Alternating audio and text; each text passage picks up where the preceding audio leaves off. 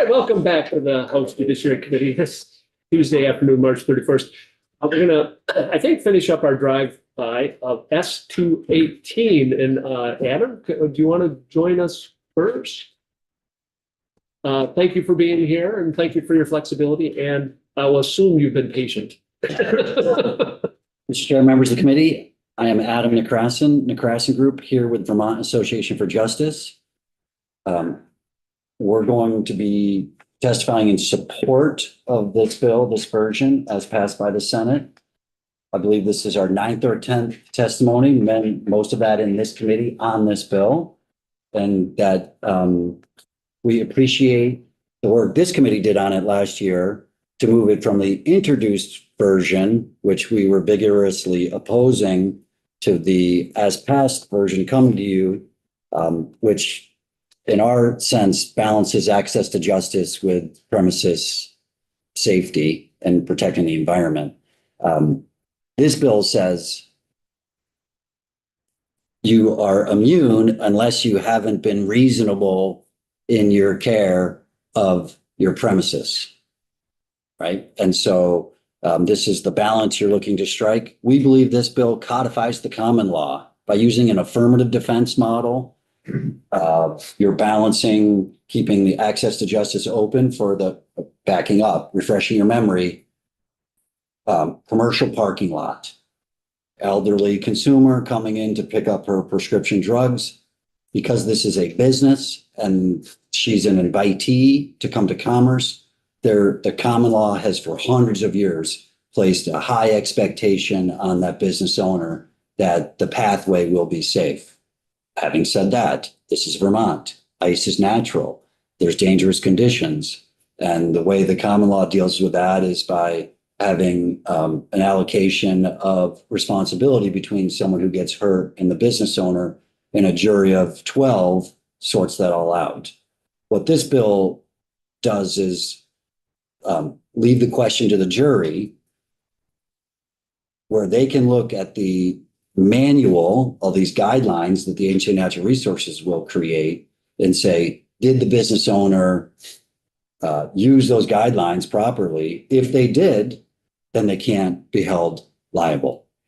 This is this idea of regulation where it's understandable, it's reasonable, it's clear for all the parties involved. It helps a business, it helps the salt applicators. Here's the rules, literally, of the road. For us, it's about sidewalks and parking lots and where people are walking and risking getting hurt. But it gives everybody clarity. This is what's expected of you if you're a business bringing people to your property. And then if you follow these guidelines, you have an affirmative defense if you're sued for personal injury.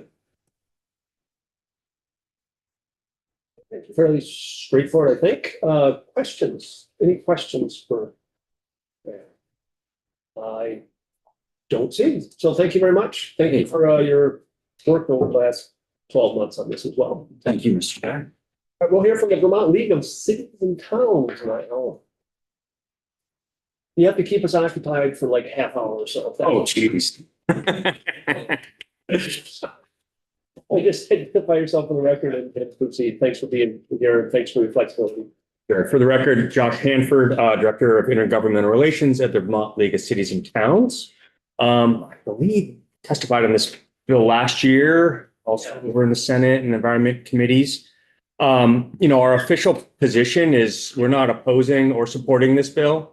We raised sort of some concerns with what would have gained our support last year if it was more comprehensive of sort of the monetary cap that the state has. We've been asking for that same monetary cap that the state has of $500,000 per person and $2 million per occurrence. Appreciative that there's training going to the local roads that will help some municipalities manage their salt, maybe reduce some application, but don't feel that the sort of very specific carve-outs and the protections granted will result in a lot of change in practice. I think municipalities, they don't want to apply more salt than they need to. It's expensive. There's shortages. but they want to keep people safe, and they want to manage that balance. And there may be a situation where this helps.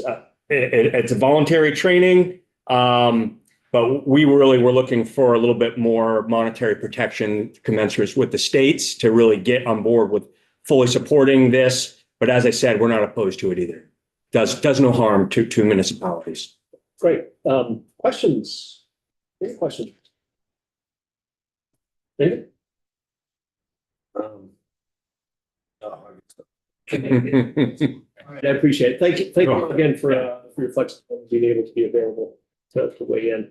All right, so I don't think we have to do any straw poll or anything. I think essentially we didn't see any red flags as far as I can tell, at least in our parts, that it's affirmative defense instead. What do you think? I mean, that's kind of, yeah, I don't think we need, I mean, essentially we looked at it and there was nothing that jumped out at us that we needed to get in that. So, all right, so we have time for a walk, nap, little food. We're gonna have a public hearing at 5 o'clock. Just for folks, this is something that we will be there. It will be a committee meeting with Senate Judiciary in the chamber, in the House. And we'll be there just to listen. We have, I think, 60 witnesses signed up, so they'll 2 minutes each. We'll try to move things along as quickly as we can, and we'll just be sitting there not asking questions or answering questions or commenting, just sitting there to take all this in from I think a lot of the folks who were out there in South Burlington on March 11th at this protest. So we will adjourn from here until, do I adjourn till 5 o'clock?